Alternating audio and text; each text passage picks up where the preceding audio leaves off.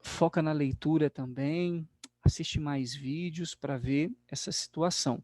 Então, ou seja, o que eu estou dizendo para você ir pela regra da mão direita para salvar a Ana, né? Que aí a gente entra num conceito de cinemática que tanto aluno tem pouco, né? Ou simplesmente desiste, mete o pé em mecânica, fala, não, vou tentar uma melhor sorte em óptica, porque mecânica não dá para mim, não.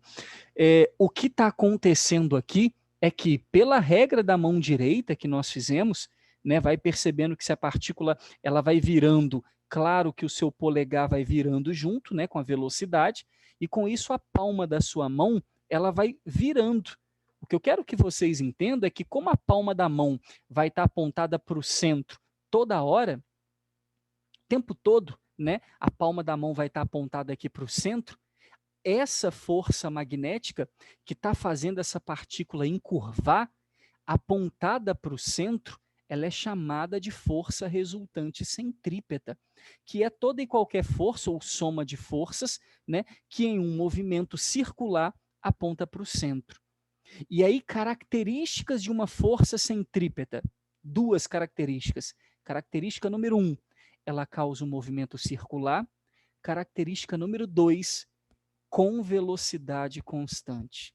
Ou seja, é um movimento circular uniforme que vai acontecer no lançamento perpendicular. Aí quero que você entenda, se é um lançamento perpendicular, vai ficar numa espécie de looping, tá? Desde que eu tenha um campo magnético maior, né? Porque, por exemplo, a Luísa Novaes me perguntou, aí a carga vai ficar numa espécie de looping? Aí respondo para vocês, se a minha carga faz essa curva aqui, ó, show? Consegue fazer a curva, pode ser que ela nem consiga curvar totalmente, né? Ela pode muito bem sofrer uma deflexão aqui, ó, e vazar aqui para fora do campo. Ou ela pode sofrer uma deflexão aqui para cima e vazar aqui para cima. Ela só continua fazendo curva enquanto está dentro do campo.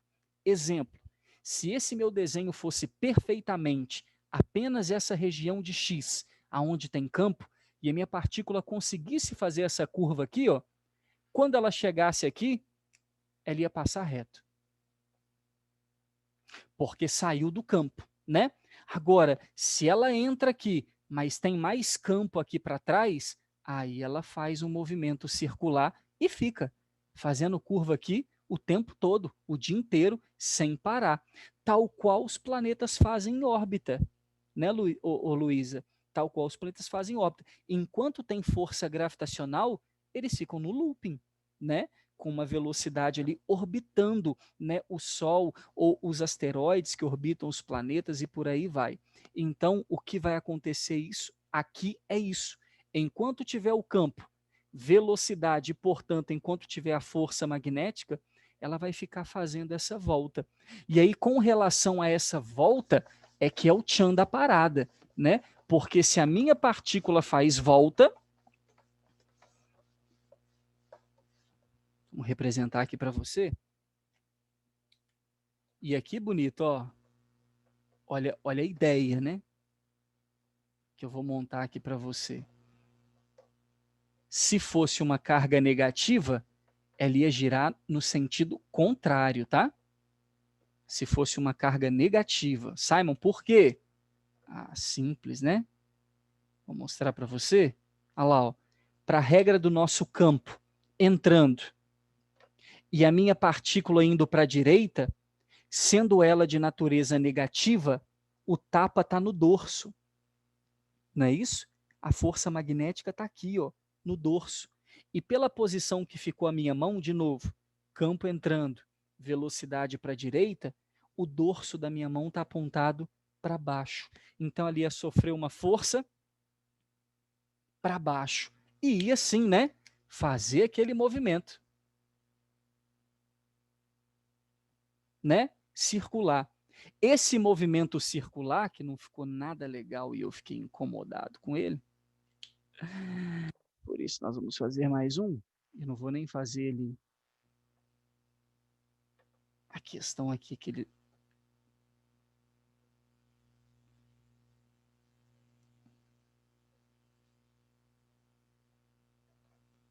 Baisobedos, ficou oval do mesmo jeito, né? Esse movimento circular apresenta um raio. E esse raio, os vestibulares já perguntaram para a galera, tanto matematicamente quanto qualitativamente, né? Como esse raio depende de quê? Essa partícula, quando entra aqui, ela vai fazer um movimento circular que tem um raio, e aí, né, se eu lançar um próton e um elétron dentro do campo, um vai para a direita, um vai para a esquerda, legal. Agora, como que é o raio da trajetória deles? É igual? É diferente? Para isso, nós vamos igualar as equações. Que equações? Bom, no quadro anterior eu disse para você que a força magnética pode ser chamada de resultante centrípeta. Como se calcula a força magnética no lançamento perpendicular? Quem vê bem? Ah, agora a pergunta difícil. Como que calcula a força resultante centrípeta? Lá do movimento circular uniforme, lá da mecânica. Como se calcula força resultante centrípeta? Te dá uma ajuda, hein? Começa com M.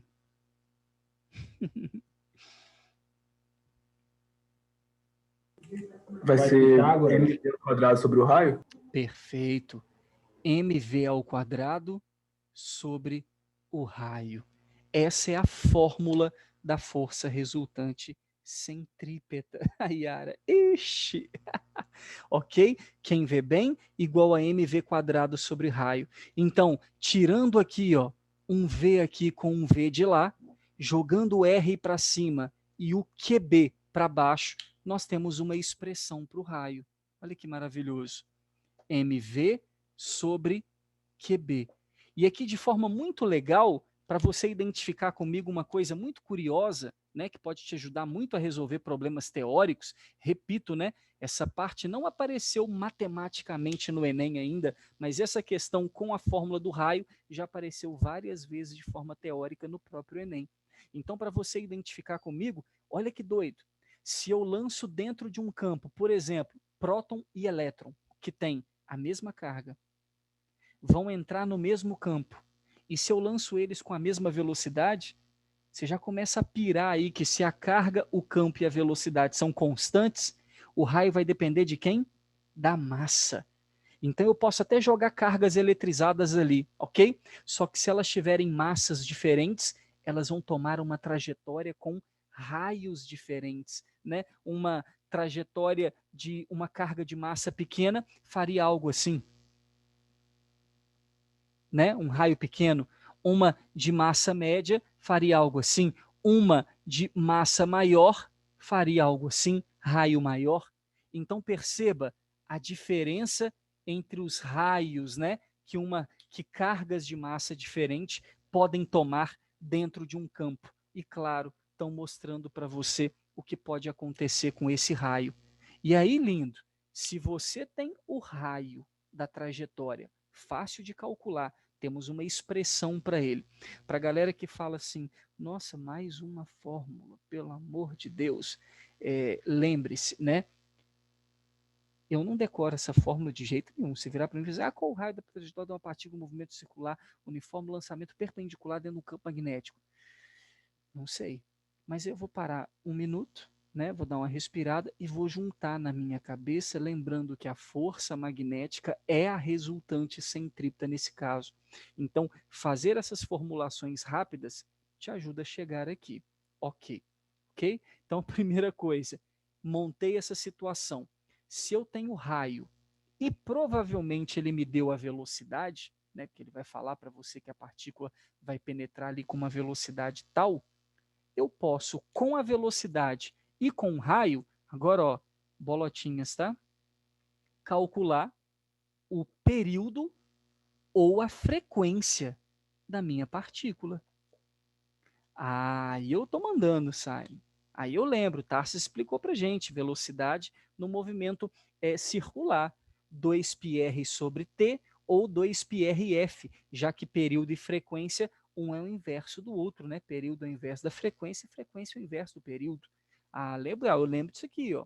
Tarso falou isso aqui para gente. Então, 2πr sobre t ou 2πrf, a velocidade tangencial, né? Mais do que isso, eu também posso brincar de aceleração centrípeta, se ele pedir, v ao quadrado sobre o raio que eu acabei de aprender a calcular, ou ômega quadrado, r também posso calcular em função de ômega. Mas quem que é esse ômega? A velocidade angular, que é 2π sobre tzão, ou 2πf, ou se você preferir, a fórmula v igual a ômega r, a relação entre velocidade tangencial e angular numa só.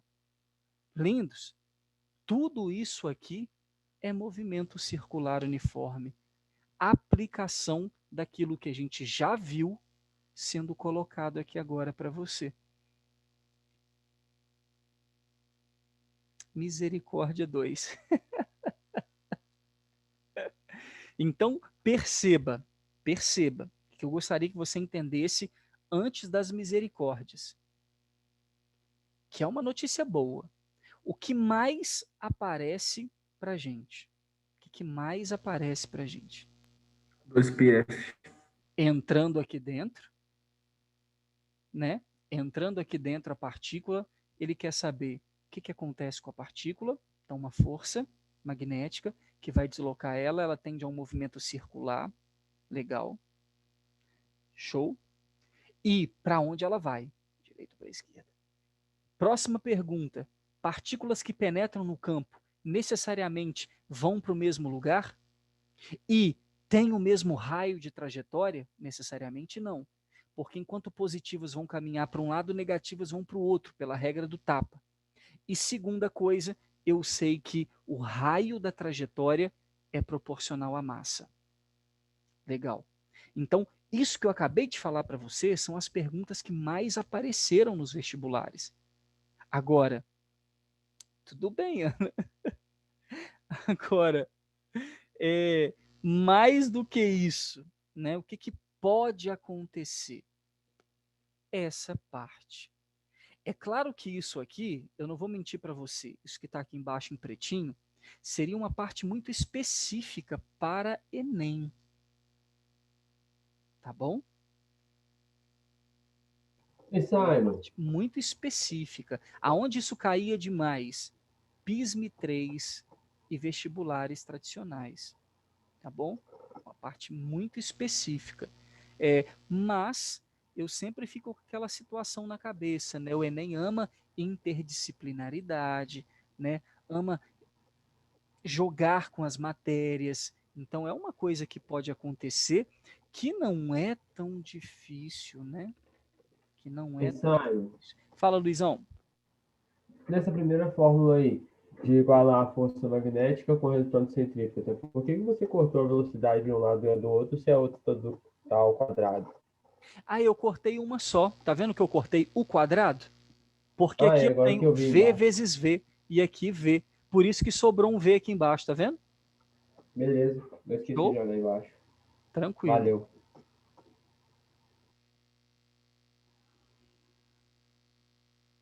Isso, vamos falar das questões agora do Marlon, porque senão não vai dar prazo para a gente falar delas. Show?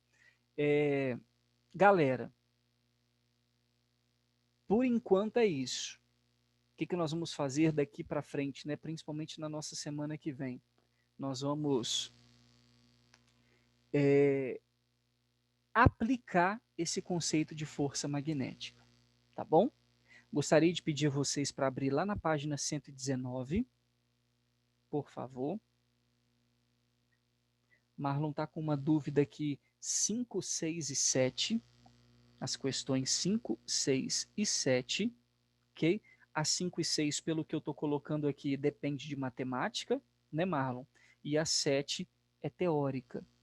Show? A gente vai ver elas agora. Abre lá, por favor, página 119, por please. Aqui todo mundo copiou / printou?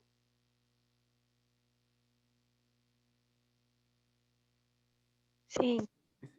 Pode apagar. Sim. Então foi. Página 119. Vamos salvar aí o nosso querido Marlon e quem precisar, ok? Muito legal essas 5. Eu já estou vendo de cara aqui, mas me parece associação de espiras. Página 119, por favor, tá bom? Duas espiras circulares, 1 e 2, coplanares e concêntricas, ou seja, elas estão no mesmo plano e têm o mesmo centro, que é esse ponto O aí, são percorridas por corrente I1 e I2, respectivamente, veja a figura. Sendo o raio 2, 2R1, e a corrente 2, 3I1, a razão entre os módulos dos campos magnéticos criados pelas espiras 2 e 1 no centro O, ou seja, B2 sobre B1, a direção e o sentido do campo magnético resultante são, respectivamente. Lindões, convidar os senhores a analisar a situação aqui separadamente, ok? Primeiro, a espira 1, que está aqui, sendo percorrida por uma corrente I1 no sentido horário, e a outra está sendo percorrida por uma corrente I2 no sentido anti-horário, ok? Primeira coisa que eu preciso que você identifique para mim. Aqui no centro, que é o centro comum entre as duas, eu vou ter 2 campos, ok? Vamos analisar primeiro o campo da espira 1. Olha que o meu polegar, aí é regra da mão direita, regrinha da carcada, lembra? O meu polegar, aí mandem foto para o Luiz aí, por favor, moçada. O meu polegar vai girar no sentido horário, topzera, mas a figura, Luiz, é exatamente essa, tá? Perceba aí, ó. Vai dar para você acompanhar, mas manda aí para o Luiz, por favor, no grupo, para todo mundo. A Ana está pedindo no grupo aí, também está querendo.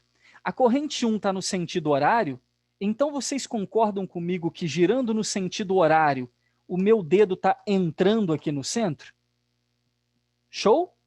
Então eu vou representar esse campo como sendo vermelho, entrando, está no centro, tá? Como eu não posso desenhar os dois no centro, vai ficar um em cima do outro, eu vou colocar ele um pouquinho aqui em cima, mas está no centro. Esse campo aqui é o B1, ok? É o B1. Agora, olha a espira 2. A corrente está aqui, ó, no sentido anti-horário. Então, corrente no sentido anti-horário, olha o que o meu dedo está fazendo. Saindo. Então, eu tenho aqui dentro um campo saindo, que eu vou chamar de B2. É claro, então, que se eu tenho aqui um campo que entra e um campo que sai, os meus vetores são opostos. E por isso o campo resultante vai ser um menos o outro, ok? Acaba que ele não pediu para você o campo resultante, e sim pediu para você a razão. Então a gente vai calcular essa razão. Como é que eu faço a razão? Divisão. Mas antes de fazer a divisão, nós vamos calcular aqui, ó, o campo B1 e o campo B2. Fórmula do campo B1, μ vezes I sobre 2πr. Fórmula do campo B2, μ I sobre 2πr. Tá aí. Só que é claro que se eu dividir essas duas coisas aqui, eu não vou conseguir cortar muita coisa, né? Eu preciso colocar uma em função da outra. Por isso que o doidão veio aqui e disse para você que a corrente 1 vale... Não, a corrente 2. Então vamos deixar tudo aqui 1 e vamos lá na função de 2. Mi, quanto vale a corrente 2? O triplo da corrente 1. E quanto vale o raio 2? O dobro do raio 1. Aqui ficou bom agora, porque eu posso fazer a divisão que ele quer, B2 sobre B1. Alguém me explica como é que eu faço para dividir fração de forma mais rápida? Eu preciso dividir B2, que é essa fração aqui, dividido por B1, que é essa fração aqui. O que a gente faz para dividir isso aí? Multiplica a primeira pelo inverso da segunda. Top. Então, como eu quero B2 sobre B1, a primeira é B2, né? Mi 3 e 1 sobre 2π2R1. multiplica pelo inverso da segunda. 2πr1 sobre μ1. Dá para Aí é nós... só Dá para a gente cortar μ1 com μ1 e dá para cortar 2πr1 com π2r1. O que sobrou para mim aqui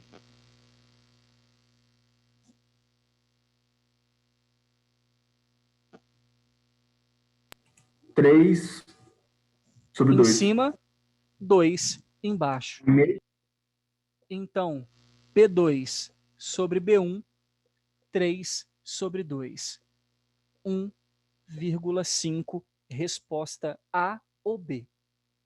Nós já sabemos que o campo é perpendicular ao papel aí, né? E aqui é o nosso quadro.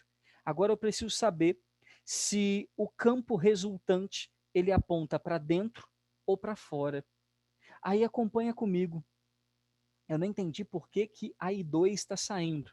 Aqui, I2 está no sentido anti-horário. Então, se você colocar o polegar indo lá, no sentido anti-horário, os seus dedos apontam para fora. Ficou claro, Luísa? E para quem está indo no sentido horário, para dentro. Show? O que eu gostaria que você entendesse? B1 está Era essa a minha entrando... dúvida também, que eu não tinha entendido. Ah, top. E agora, além disso, você sabe, B1 está entrando e B2 está saindo. Só que mais do que isso, o que significa B2 sobre B1 igual a 1,5? Significa que B2 é maior do que B1. Todo mundo concorda? Que B2 é 1,5 vezes B1? Todo mundo concorda com isso? Sim? Então, se B2 é maior do que B1 e B2 aponta para fora, o vetor resultante, que é um menos o outro, com certeza segue o caminho do maior. Né? Aqui no centro da espira, eu tenho dois vetores, um entrando e um saindo. Como saindo é maior, o resultante aponta para o lado de B2, ok? Então, o campo resultante, vamos anotar assim, segue B2. Por quê? Porque B2 é maior. Então, a minha resposta é 1,5 perpendicular saindo do papel, ou seja, ao invés de apontar para dentro da folha, apontado para fora da folha. Letra A de amor. Muito top, hein? Top, hein? Muito difícil? É Bocadinho. complexo, mas é mais complexo. Bocadinho. Quando Isso, você tá fazendo, parece que é a coisa mais fácil do mundo, né? que Agora bom. vai eu pensar isso aí sozinho. Não, mas agora você já pode ir começando a tentar. O nome disso é associação de fontes geradoras, né? No caso aqui, associação de Spira. A número 6 Para quem está vendo isso aí de primeiro, eu achei até difícil, mas com agora ficou certeza, bem claro. com certeza. Então eu acho que física não é para mim mesmo, não. E vocês estão pegando a parte da física. Não dá para a gente reclamar, né? Porque uma geração inteira antes de vocês estudou isso e dentro de alguns anos vai estudar também, né? Mas as próximas, a partir de 2024, a galera vai estudar de forma diferente, né? O Enem vai ser de forma diferente, então, com essas modificações aí do nosso ensino médio, a tendência é que a galera não estude mais o tanto que vocês estão estudando. Dependendo do que a pessoa for fazer, até que nem compensa tanto saber. Nunca compensou. Nunca compensou. Né? O estudo de área é o mais defendido por muitos professores, é o que é aplicado nos Estados Unidos, dá muito certo. Você vê, a molecada tem uma carreira, né? Eles fazem plano de carreira nas faculdades dos Estados Unidos com tudo, né, cara?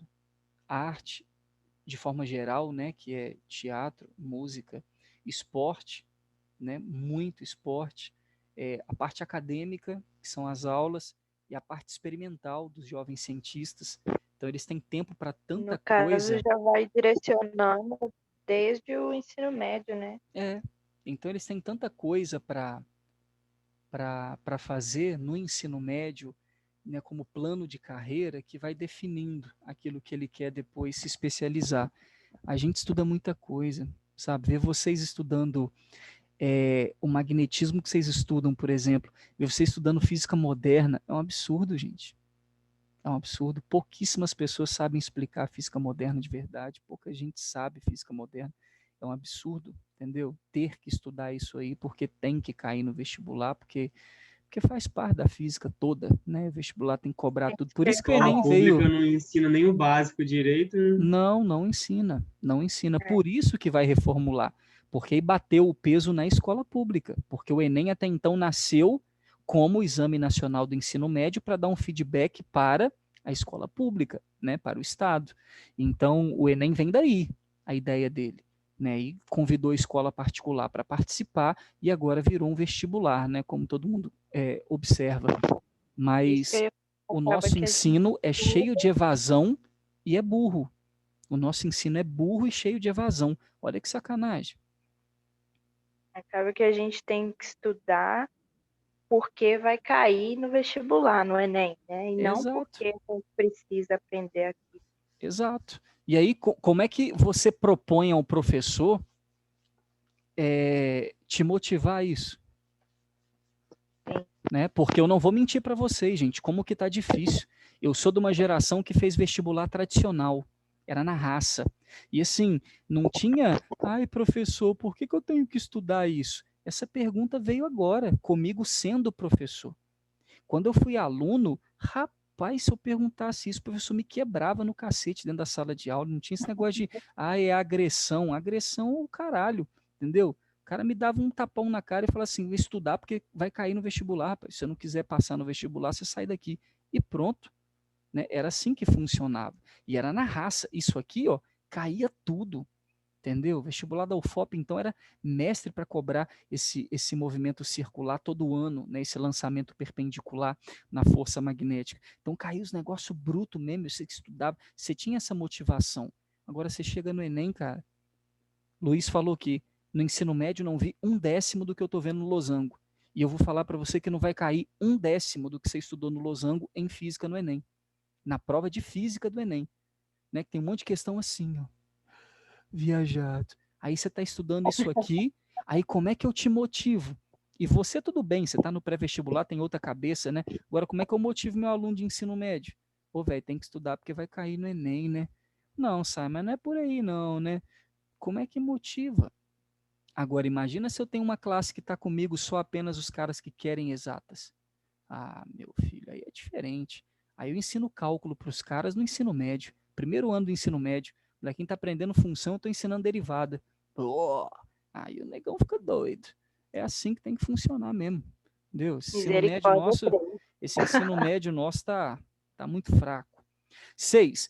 Para uma espira circular condutora percorrida por uma corrente I, é registrado um campo magnético de intensidade B no seu centro. Tá, então, campo B para uma espira é μI sobre 2R, tá bom? Esse é o campo da espira. Então, quando a corrente era I, o campo valia B. Top. Agora vamos continuar. Alterando a corrente elétrica para um novo valor I final, observa que o módulo do campo magnético no mesmo ponto assumirá um valor de 5B. Então vamos lá? 5B para uma nova corrente que ele está chamando de I final. É a mesma espira, Então, é o mesmo raio. R é o raio da espira, tudo bem? Mi é o mesmo local onde está acontecendo a experiência, 2R é constante, e a única coisa que dá para você afirmar aqui é que se o Mi é constante e o raio da espira é constante, todo mundo concorda que o campo é proporcional à corrente? Ó, se o campo aqui aumentou 5 vezes, é porque essa corrente aqui aumentou quantas vezes? 5 vezes. Show! Então, a nossa corrente final, imediatamente eu já tenho que saber que ela vale 5 vezes a nossa corrente inicial. Mas vamos ver o que ele perguntou, né? Qual a razão entre as correntes final e inicial? Se a final é 5i e a inicial é i, final sobre inicial, né?